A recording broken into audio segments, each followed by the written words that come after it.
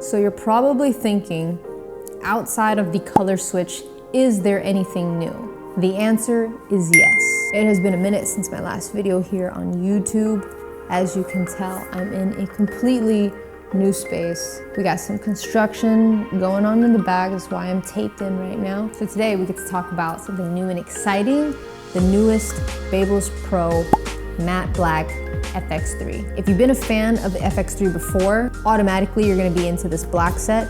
But if you haven't tried it or you have mixed reviews and feelings, maybe hearing about a couple new changes might change your mind. Before I get into the new stuff, let's talk about why I like this set. If you guys have been following me on Instagram, then you may have seen this clipper a lot, used in a lot of my videos. So what's different that might be a little bit tough for people with this tool is that instead of a side lever, you have a middle lever here.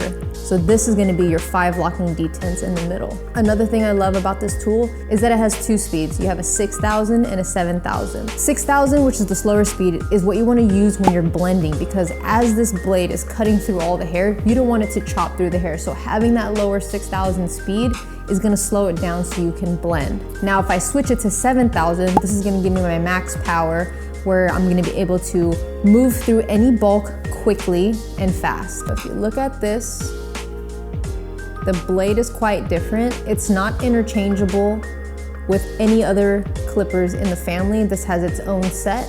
There is a longer learning curve when you are using clippers like the X3, but once you get the hang of it, it's really a great tool to have in your setup. 5-hour runtime on a full charge. Also, this blade is 0 gappable.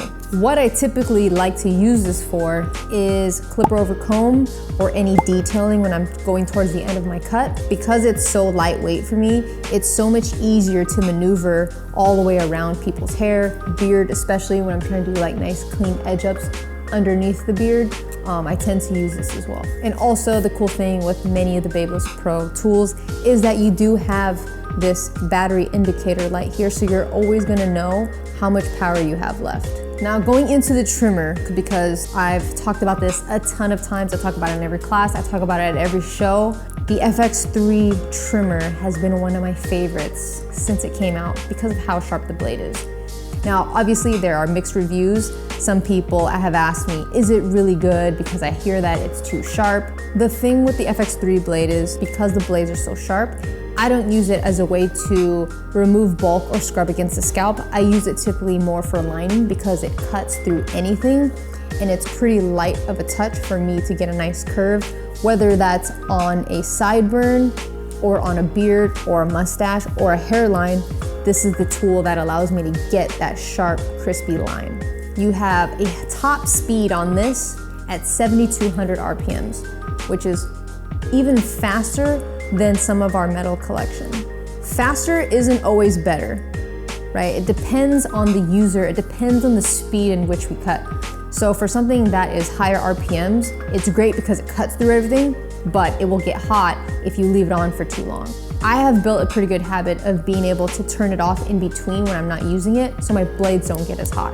Here's also a cool thing about the X3 trimmer that I was really into. Bodies are super parallel right now. Go ahead and look at this side angle here. There was an improvement in the angle of this blade.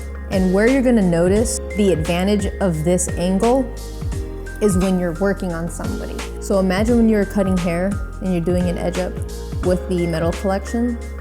Let's just say we're on somebody's hairline like this. Depending on the angle of your blade, you're cutting kind of on a tilt, either the top tilt or a bottom tilt, depending on the angle that you're at. The improvement of the FX3 when you are doing it, because of that extra angle, when I'm doing an edge up in my natural position, it cuts more flush and straight this way versus from underneath or from the top corner.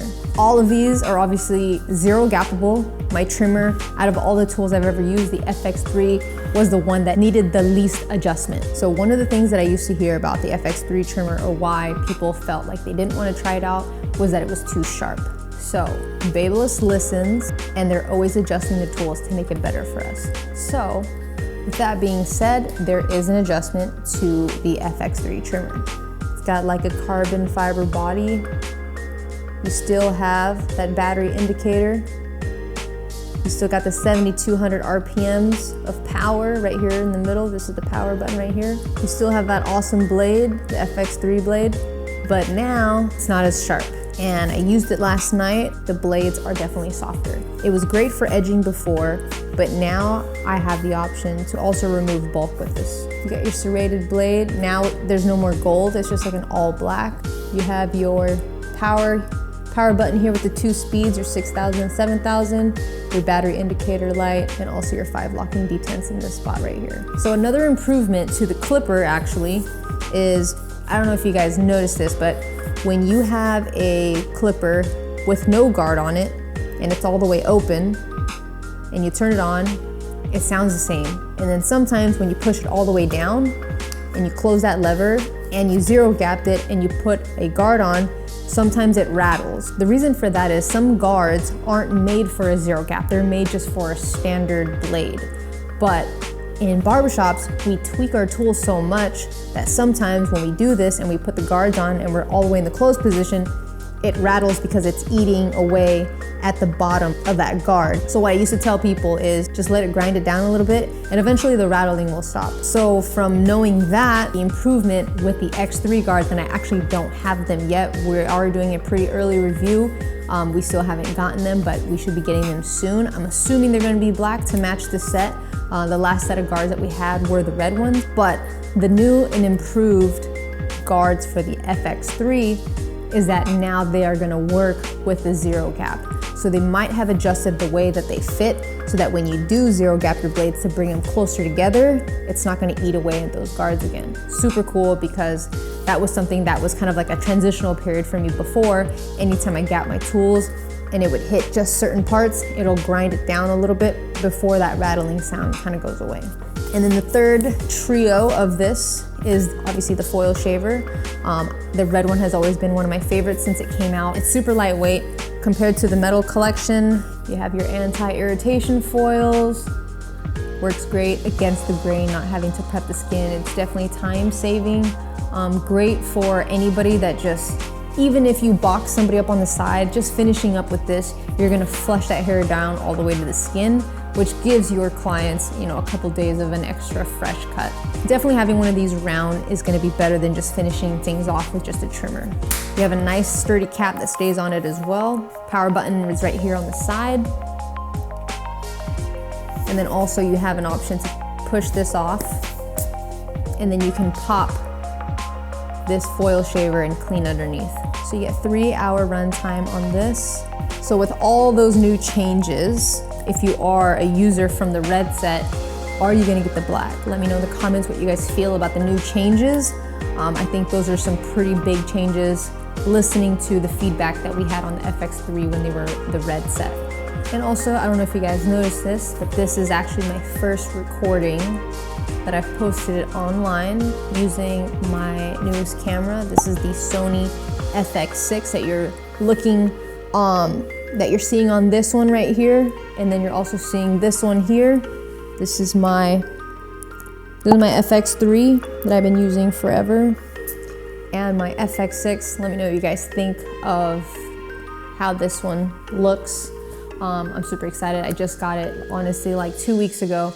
So looking forward to filming more with this. So other than that, thank you guys for watching, and I'll see you guys on the next one.